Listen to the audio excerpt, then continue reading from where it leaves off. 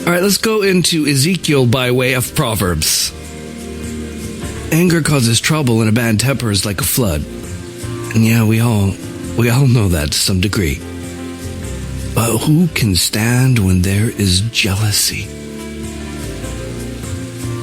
Okay, if you have been betrayed by a spouse, then you know the depth of that sentence. If you have ever been cheated on by somebody you love, then you know what that feels like. And if you haven't, then if you just imagine what that would be like, it'll hit you. You can understand all of the range of emotions that happen when you discover the betrayal. How reality all of a sudden gets thrown over on its side, and nothing that you were counting on and nothing that you were believing in and hoping in is true. And all of the flood that goes in that, all of the things that you blame on yourself, all of the anger and rage that you blame on the person who betrayed you, all of the stuff that happens in that strange cocktail of hormones that floods our system with adrenaline and all of the other chemicals that bring on this blackness, this hopelessness, this depression that just seems to be bouncing all over the place, with anger and jealousy and anger and sadness and hopelessness and depression and anger again and jealousy, and you just kind of repeat this and it won't go away. So we can understand that. We can understand kind of what that looks like and what that feels like, and some of you have experienced it firsthand. Now, when we get to the book of Ezekiel today, we hear from God exactly how he feels about his people.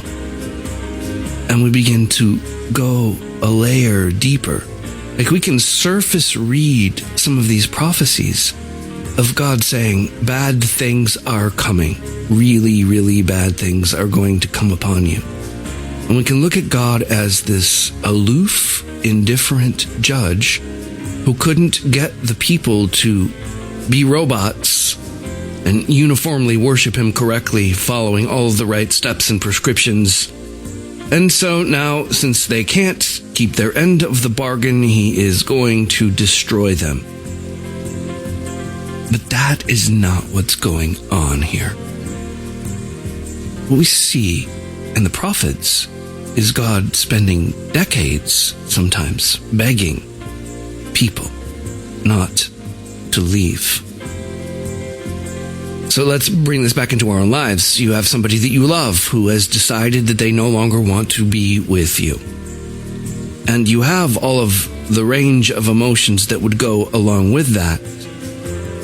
But there's this desperation where you can be standing in the doorway watching them walk away, tears flowing down your face, snot running out of your nose, like you are a basket case pleading, "Don't leave me. Don't do this. Don't break up this family. Don't do this."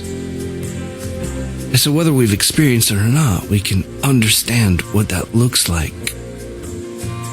That is far more true to what we are seeing in the prophets and in Ezekiel. Because God uses this poetry today to explain what's going on. And he talks about finding this baby, this newborn baby, who was thrown out, left to die, was not wanted, was hated, and so was thrown out into a field and left to perish in whatever way, whether that's starvation, whether that's exposure, whether that's wild animal, just left to die, to never be thought of again. And God comes along and sees this baby girl and speaks life. Live. Live.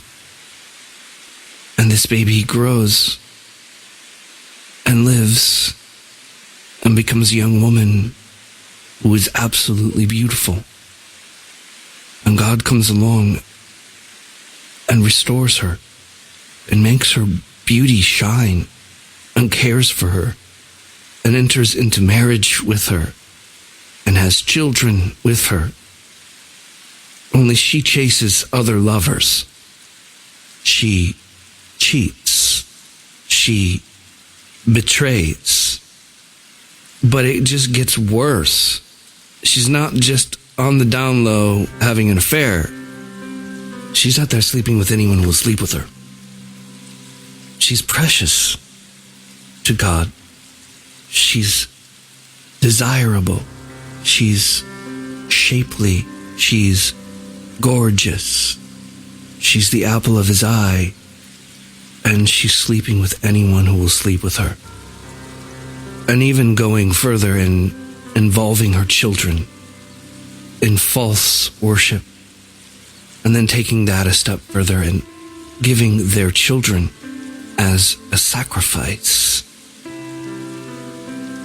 And then it goes on to the point where she's not really acting like a prostitute because she's not exchanging dollars for the use of her body. She's actually giving gifts to everyone that will come to her. Right, so now if we go back to what this would look like when you're begging the one that you love not to leave, and then they leave and they are betraying you in every conceivable way and cheating on you over and over and over again. That brings up all kinds of emotions. And jealousy is one of those. And it's very, very powerful.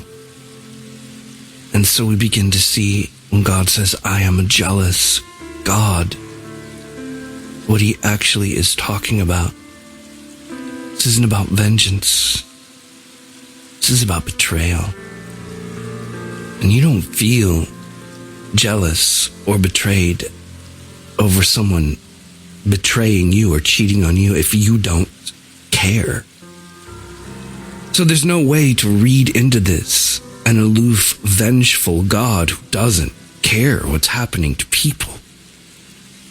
He cares a ton. He's at the extreme of caring about these actions. And he's the one that chose this imagery. So it's imagery we can understand because we can understand what that might look like in our own lives. He chose this imagery to describe how it was for him. We have a God who cares an awful lot, who has spent pretty much the entire Bible begging people not to leave him. And we continue to leave him as if he doesn't care, as if it doesn't matter to him what falseness we chase and give our hearts over into worship, what adulteries we may commit with false lovers, as if we can just come back. He's the constant. He doesn't really care. He's merciful. He'll just forgive us. That's not how relationships look. Right? If you think of your spouse and you think of all these circumstances that we're talking about today, you'd care because you love them. You wouldn't be indifferent about it. And if they returned to you and you took them back, but then they did it again, and then you took them back and they did it again, and then you took them back over and over and over, well, like there would come an end to it. Or you would say, this isn't going to work. There's no possibility for trust here. You're always going to break this agreement. You're always going to cheat on me. There's no way forward for us. And yet, this is what we continually do to God, and somehow his love is so vast that that's not what he does. He doesn't just abandon. He begs for us to not suffer the repercussions of the road we are headed into. And he gives foreknowledge of what that's going to look like. And then he begs, please don't do this. Please come back. Please return to me. Please come home. This is better for you. We can be so good together. And then we continue and continue and continue to betray as if he doesn't care. So this is one of the passages in all of the scriptures for me that really locked God's heart for man into place because of the descriptive language he chose to use. One that any human being can understand, but one that locks into place where God's heart really is toward us. And so may we sit with it today. May we understand that to be in a relationship with God, which is something we've been reframing all year long, to be in a relationship with God, to be in love, means that the two people who have come together, two parties that have come and entered into love, a loving relationship together, they've also made themselves supremely vulnerable to each other. Because once you've given your heart, the betrayal is a possibility. And betrayal leads to the depths of despair. God has made himself vulnerable by offering a relationship to us. A very fickle, very self-absorbed people. And we've always been this way. This isn't a new phenomenon. We're reading back thousands of years today, and this was going on. And he just never gave up. What we're reading about today and God's heart toward his people is before he came to rescue us, before Jesus came. So God didn't give up and abandon. He pressed in and came in person so that we could be rescued. We're just not going to find love like this anywhere else. And it should really expose us when we have the audacity to go to God and blame him for our own unfaithfulness, as if he's the one who's been unfaithful. God has never been unfaithful to us. Ever.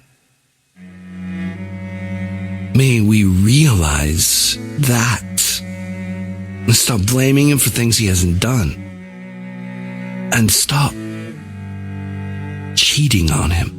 I found you naked. I found you lying there in blood. Your mother left you. Your father threw you